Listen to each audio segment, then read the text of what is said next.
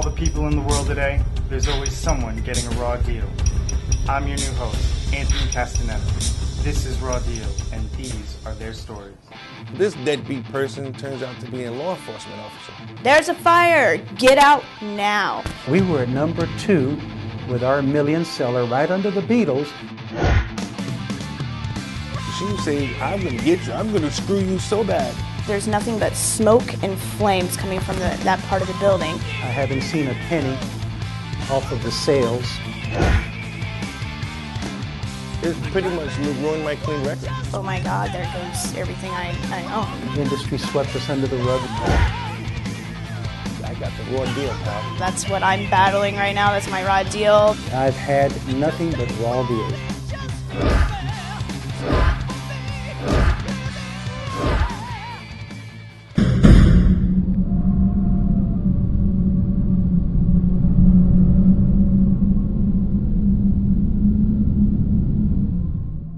Michael, I'm the host of Raw Deal. Glad to meet you.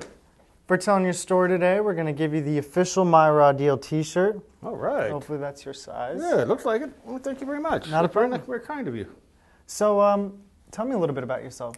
Okay, well, I'm just an ordinary guy. My raw deal actually has to do with my father. Okay, he's no longer with us, so I'm here to tell this. Sorry to hear that. Yeah, it's okay. I'm here to tell his story, and I want to thank you all too for. I've been holding the story in for so long. There was never anybody to tell it to, and now Raw Deals let me have the opportunity to tell the world about it. We're happy to do that. So thank you. Take it from the top. Okay, well, this happened a while back, about 10 years ago, and I was working, and I got a call from my brother saying, you got to hurry up and get over to the father's apartment because the cops are there. Now, does your father live alone at this point? Yes, he lived alone in an apartment. I owned the apartment, but he lived alone by himself there. Was his health in question at this point? Well, he's anytime he left the house, he had to be in a wheelchair. Okay. He could probably stand up and maybe walk 3 or 4 steps. But he wasn't paralyzed. He wasn't paralyzed, but he couldn't walk, but maybe 5 feet or so before he had to sit back down again. So you said that your brother called you. Yeah, my brother called me and told me to get over there because A, I'm the official owner of that apartment. B, our father's in the priest over there with our father. So I went over there thinking that maybe something was wrong with his health or something. Well, naturally, that would be the first assumption. Mm-hmm. So I go over there. I expected to see maybe one cop car and then an ambulance or something like that. Did you see any ambulances? No, didn't see any ambulances at all. Just cop cars. So I went in. And there my father was. He was sitting in his recliner with handcuffed behind his back, with his hands handcuffed behind his back. Now, is there any reason why the police would have a reason to think he's a threat? No, I don't think so. I mean, he's a real old guy. He could barely move. So he couldn't harm anyone? No, he could not harm a fly. So what was the point of being in handcuffs? Well, they told me later on that they were afraid, that that was for their protection, because they were afraid he might jump up somewhere and get some hidden weapon that he had in the apartment and attack them with it. How did the cops come about to showing up? Okay, here's what happened. He gets lonely time to time. I tried to go over there as much as I could, but I couldn't make it there every day. And every now and then he'd get lonely because my mother had died a couple of years before, and he was by himself. So what he did this one time is he had saw an advertisement on TV about a senior citizens helpline. And we said he'd call that and to see if they'll talk for a while. He's wanted somebody to talk to. Now, did he normally call a hotline, or was this the first time he called? This is the first time he'd ever called them. Okay. And so what happened when he called this particular hotline? He called there and he talked with them for a while. This is all what he told me and this collaborated. He talked there for a while, just normal conversation. And then the person there on the other side, it was a woman, asked him if he had ever thought about doing harm to himself. And he said that no, he'd never do anything like that. He may be, lonely, but he wouldn't do that. It's, it's against his religion for one thing. Was it a suicide hotline, or was it just No, it's a regular senior citizen hotline, not a suicide hotline. But I guess they must be trained to ask that question. And then she asked a question that's kind of odd. She asked, okay, you wouldn't do that, but if you were going to harm yourself, how would you do it? My father is a fairly intelligent man. Well, it's a strange question. It's a strange question. If somebody asked me that, I would probably give them an answer too. And that's what he did. He gave them an answer. He said, well, I have all these pills here. He takes a lot of pills. And also, I have an old pistol way up in the corner of the closet. I guess I could do that. But it was just a rhetorical question, he thought. And did that raise alarms? It seemed to have, because as soon as he mentioned the word pistol, and it was an old thing that I don't think it's ever been fired. I don't think he even has bullets for it, to tell you the truth. He just bought it up there just to make him feel a little bit safer. Okay. And they continue on the conversation after that. And then later on, the lady on the phone says, there's a police chaplain outside that would like to talk to you. Outside of his apartment? Outside of his department. How did they get his address? I guess they have it on the thing. Okay. The caller ID stuff Right. and stuff. Police have ways of doing that. And So the police show up, and is he able to get to the door? Yeah, he's the chair is right beside the door. He was able to stand up. Now, to stand up, he can't just stand up like you and I. It's a whole process. It takes about 2 or 3 minutes to get him to stand up, which makes it harder for him to jump up and grab something. And he walks over there, and he walks out the door, and kind of looks around. He, trying to find this police chaplain. And about that time, he gets tackled. Did they give any warning? No, they were just tackling. And so from that point on, what happened? They handcuffed him right there, put him into the chair, kind of walked him into there and put him in the chair. And then one of them must have contacted my brother or something. He may have told him the call or something. Right. But anyway, when I got there, I asked the policeman, please, release him. He's crying. He's got arthritis and bursitis in the shoulders, and it's really painful. They still didn't release him? No, they said no, they couldn't do that because they were afraid he was going to jump up and hurt somebody. But ultimately, he called this hotline to just to talk to someone. Just to talk to somebody, and for some reason, because he answered that question. Did he get charged with anything? Did they take him in? What happened after? What happened was they Baker Acted him.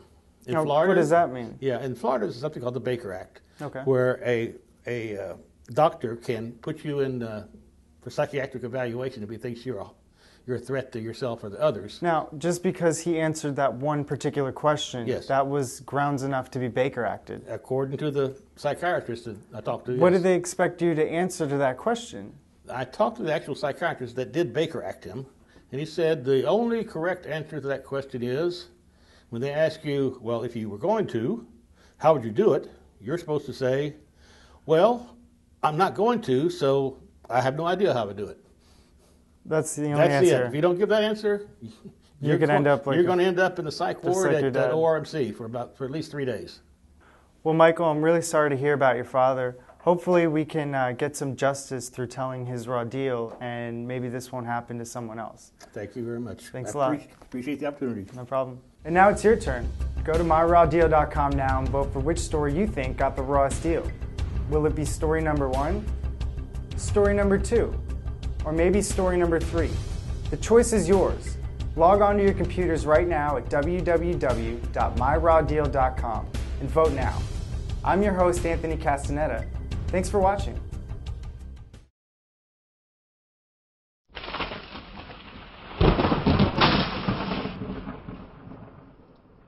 Hi, I'm Dominique, the Slate Girl for Raw Deal, the reality show. Have you heard about our merchandise? Go to myrawdeal.com and check out our hats, our shirts, our DVDs, and our Raw Deal flip-flops. Now you can walk like a movie star. I'm Dominique, and it's time to bang it up and get the gear. Raw Deal gear. Orlando's favorite painter, J. Pons Painting, is on fire, servicing all of Central Florida. When you want more than just a painter, call J. Pons Painting at 407-953-8943.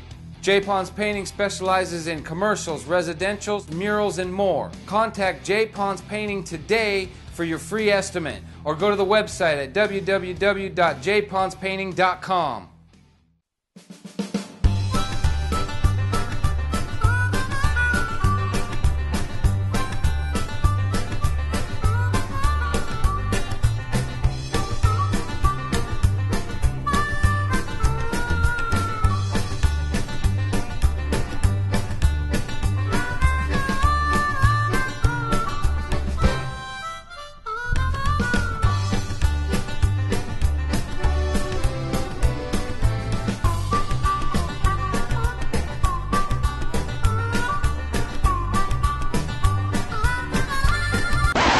Hey, what's up?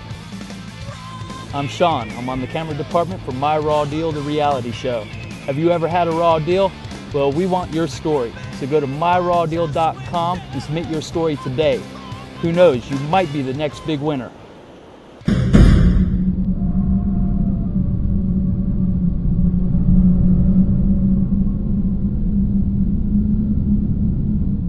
All right, today we're here with David. David, I'm your host, Anthony, for telling us your story today.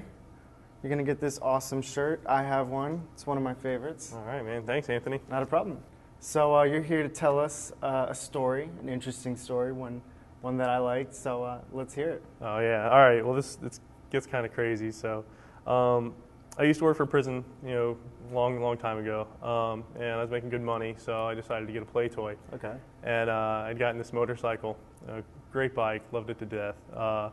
It was really fast, and got it, loved it. Later on, I decided I was going to get rid of it. Sure. And so I sold it to a buddy of mine. He bought it, and basically to save money or whatever, I went ahead and gave him my tag too. Sure. Which I didn't think was going to be a big deal. I was 21. I didn't really know any better. Long story short, he didn't register it in his name, and he had it for like 2 years and sold it to some guy. So how did he register it if it wasn't, or the registration sticker? How did he get a registration without? Well, he never registered it because I had registered it. So did he never renew his tag, the tag at all? Well, you can, but it costs like $75 to get a new registration under your name or whatever. So he just never did that. Sure. And never really learned to ride the bike and sold it to some other guy for cash. So he had no record of selling the thing or anything.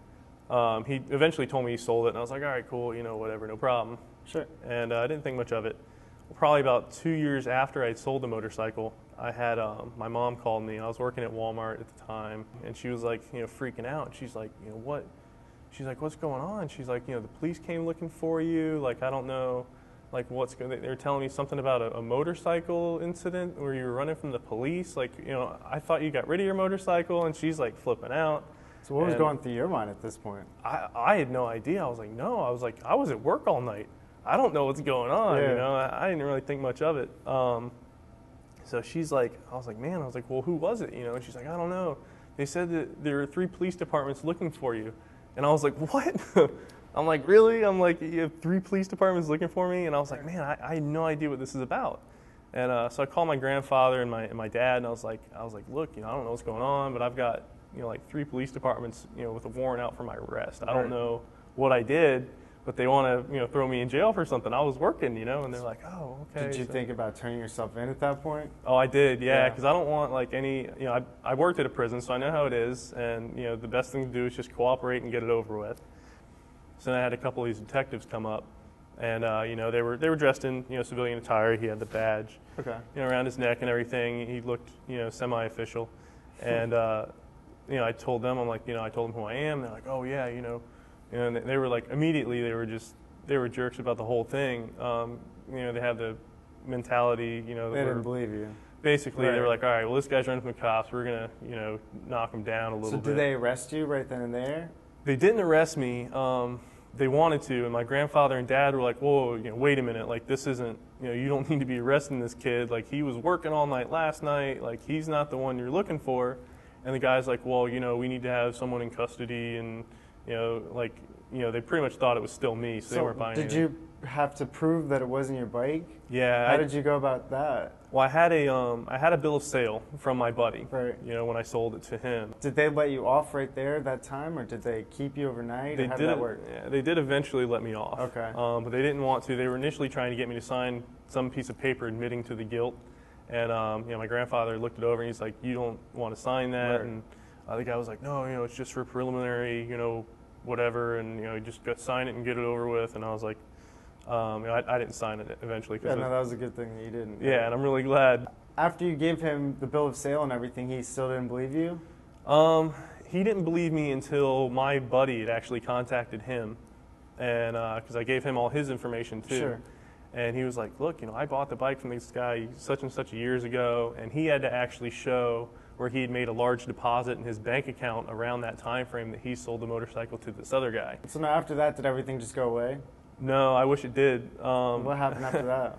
Well, after that, there were 3 different police departments looking for me. And police departments don't coordinate very well. Okay. So I got that police department off my back. I still had 2 other police departments that were, basically chasing this guy. Yeah. And so I had, emails and phone calls and, still 2 different police departments looking for me. So I had to go to them and do the same exact thing. And it was really pretty hassling. But it really doesn't even end there, because even a year after that, I got a summons to court. Really? Yeah. What was the summons for? Well, I knew the motorcycle was involved because they Sure. mentioned that. And I called them. I was like, hey, this is the court case number I got, blah, blah, blah. And they told me, oh, well, we actually arrested the guy on the motorcycle. So were you relieved when you heard that? I was extremely relieved. It was Right. great. And I was like, wherever you need to go, I will testify. I got my buddy will go. Like, it'll be great. I was like so happy to get rid of this Sure. thing. And so I didn't even have him go because he actually made a plea bargain. And I made copies of all the court cases because Right. it's all public record. So at that point, did you think it was all done? I thought it was, Right. yeah. I thought it was. And then what? Well, this is actually probably about 2 months ago. Right. I had Orange County contact me, and they were like, "Hey, you're in debt, such and such amount of dollars." And I was like, "What for? For what?" Right. I don't understand. Like, what? And they were like, "Well, for parking tickets. it's from a motorcycle that you have." I'm like, "Oh," and immediately I was like, "Okay, this thing again. This is ridiculous." Right. And I was like, "I don't own that." And they're like, "Well, according to us, you do." And I was like, "Man." I'm like, look, I don't own this thing.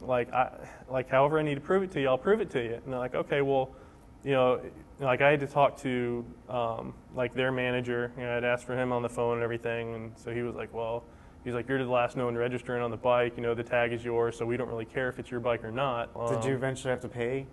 No, I didn't. No, okay. I gave them all, because the bike's not even in existence anymore. Right. But And, basically, you bought a bike for fun. Yeah. And it turned out being probably one of the worst decisions you've made in a while, because years later now, it's still haunting you. Oh yeah, and I can't even tell you how many places I've driven back and forth, how many days I've had to take off of work, trying to explain to my bosses, Right. oh well, I have police departments trying to arrest me. I can't come in today. You're just trying to protect your image, because if nothing else, you could look really bad with all these things that could get stuck on your record. And the funny thing was, these cops that were looking for me, they went to my mom's work. They were looking for me. They went to my neighborhood. So you almost were being harassed by them for something you didn't do. Yeah, they were just looking for someone to throw under the bus, and I was the guy. That sounds like a raw deal to me. Yeah, that's pretty raw. Well, David, appreciate you telling us your story. Thanks, man. I appreciate it. No problem. And now it's your turn. Go to myrawdeal.com now and vote for which story you think got the rawest deal. We need your help in picking stories. It's going to be either story number 1, it could be story number 2, it could even be story number 3. The choice is up to you. Go to myrawdeal.com now and vote. I'm your host, Anthony Castaneda. Thanks for watching.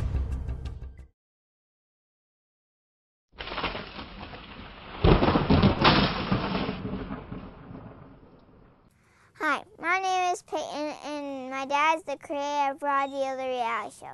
Right now, we are looking for investors, and with your help, this show could be huge. Go to myrawdeal.com and contact my dad today.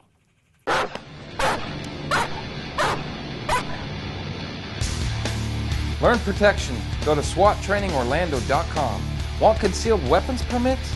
Then go to SWATtrainingOrlando.com. We specialize in bodyguarding, security, mixed martial arts, and much, much more. Get protected worldwide at SWATtrainingOrlando.com.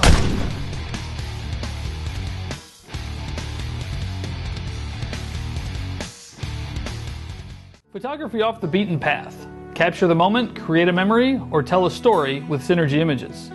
Larry Flynn is experienced in everything from nature to lifestyles to weddings. Larry crafts the widest spectrum of moods and feelings through his photos. Contact Synergy Images at 407-616-0064 or go to the website at www.larry-flynn.com. Capture your moments today with Synergy Images. Hi everyone, I'm Kayla, the production assistant for Raw Deal, the reality show. We are always looking for actors, so go to myrawdeal.com and sign up today.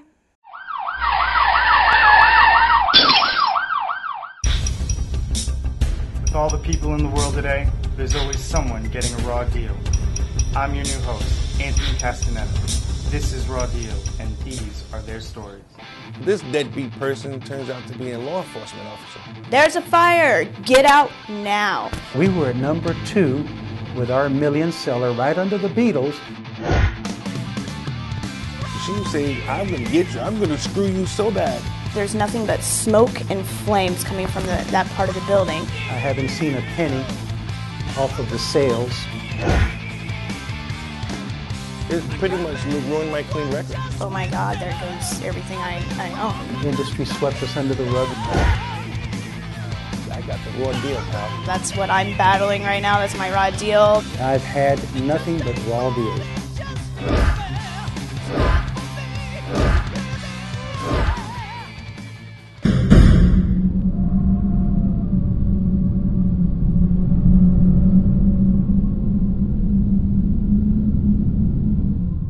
Today we're here with Jim Elger. Jim, I'm your host, Anthony Castaneda. For telling us your story today, we're going to give you this Raw Deal t-shirt. I think that'll fit. Thank you. So tell me your story. What happened? Okay, well, after being laid off from a company that I was with for 20 years, I kind of bumped around, met someone. Now I was a bit older by then. Okay. And we lived together for a little bit, and then we got married. At the time, I was earning half the money I was when I was working at the previous job. Okay, so money was a little tight. Right. Well, I'm sure money's tight for everyone now. So yeah. We could all relate to that story. Yeah. So I was working, and my wife wasn't at the time. She had children from a previous marriage, which had grandchildren. I came home one day after work, and there was a message on the answering machine, and it was from MasterCard, stating some third party used my card to charge $300. So what was coming through your mind at this time? Well, at first I didn't know what it was. I Sure. said, what is this? So when I called and they told me who this person was, and I knew that was my wife's daughter-in-law. Right. When she came home, I questioned her, why did you give Elaine the MasterCard? She says, well, to charge school clothes for the grandkids. She didn't talk to you beforehand No, about it? no, Okay. I was kind of like, whoa. Did you both have separate cards, or did No, she it was actually my take card. your She card? didn't have any credit. Okay. So, and when I told my wife that I put it on hold now, what's going on? She started to go run around the house screaming that the grandkids are not going to have clothes for school, and so she got a little upset.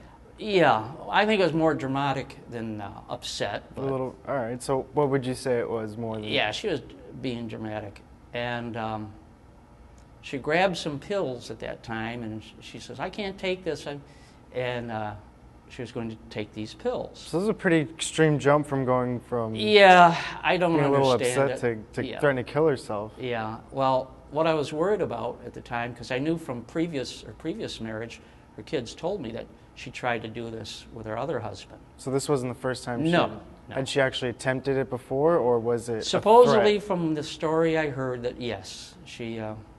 So I was quite concerned, and I tried. I grabbed the pills. I tried to get the pills from her, and in the struggle, you know how you struggle. Sure. We were banging up against the stove and the countertop. I finally got the pills from her, and she calmed down. Okay. And then I called back Master Charge. Said, okay, let it go through. Everything calmed down. But later, she went to her mother and father's, and she had her shorts on, and they saw the bruises. Now, was this later that same day? Or? No, it had to be about a few days later. Okay.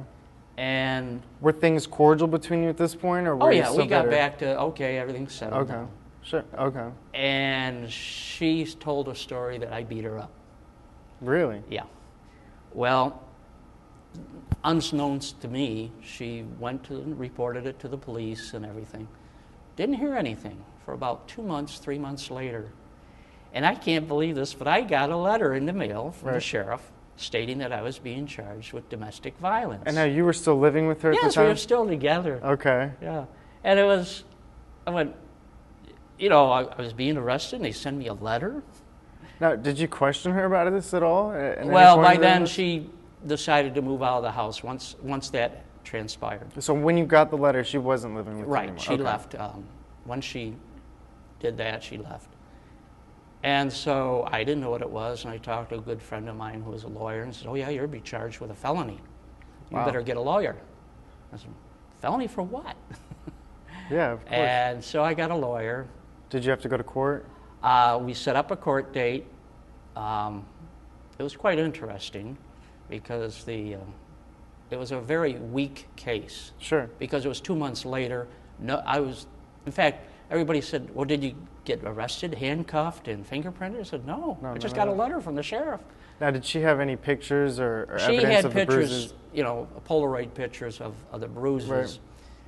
So the judge knew it was kind of weak, so they said, if you take the diversion course, there's a 6-month diversion course for anger management. Okay. You take this, would adjudicate you not guilty.